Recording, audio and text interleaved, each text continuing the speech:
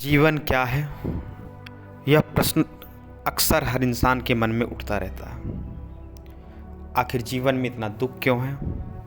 कभी सुकून का अनुभव व आनंद क्यों नहीं मिलता?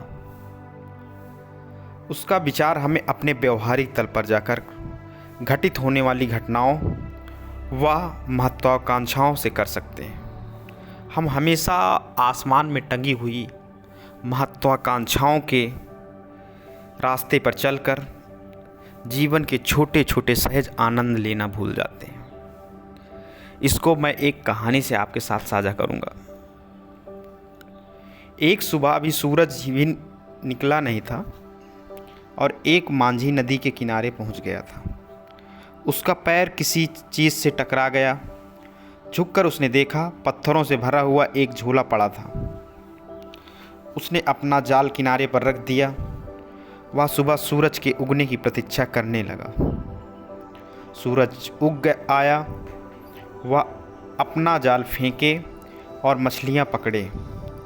वह जो झोला उसे पड़ा हुआ मिल गया था, जिसमें पत्थर थे, वह एक एक पत्थर निकालकर शांत नदी में फेंकने लगा।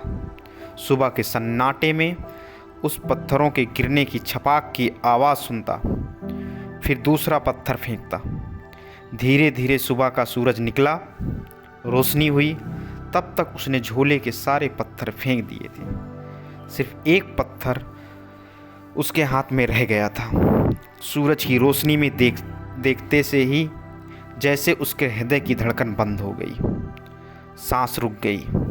उसने जिन्हें पत्थर समझकर फेंक दिया था, वे हीरे जवाहरात थे, लेकिन अब तो अंतिम हाथ में बचा था टुकड़ा, और वह पूरे झूले से को फेंक चुका था। वह रोने लगा, चिल्लाने लगा। इतनी संपदा उसे मिल गई थी कि अनंत जन्मों के लिए काफ़ी था, लेकिन अंधेरे में अनजान अपरिचित उसने सारी संपदा को पत्थर समझकर फेंक दिया था। लेकिन फिर भी वह मछुआरा सौभाग्यशाली था, क्योंकि अंतिम पत्थर फेंकने के पहले सूरज निकल आया था। उसे दिखाई पड़ गया था कि उसके हाथ में हीरा है।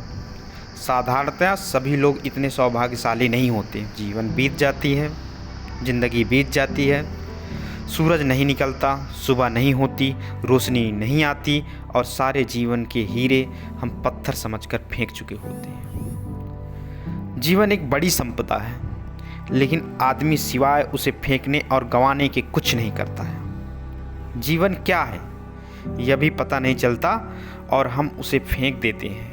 जीवन में क्या छिपा था, कौन से राज, कौन सा रहस्य, कौन सा स्वर्ग, कौन सा आनंद और कौन सी मुक्ति, उस सब का कोई भी अनुभव नहीं हो पाता और जीवन हमारे हाथ से रिक्त हो जाता है। इन आने वाले 3 दिनों में जीवन की संपदा पर ये थोड़ी सी बातें मुझे कहनी है। लेकिन जो लोग जीवन की संपदा को पत्थर मानकर बैठ गए हैं, वे कभी आँख खोलकर देख पाएंगे कि जिन्हें उन्होंने पत्थर समझा है, वे हीरे माणिक हैं।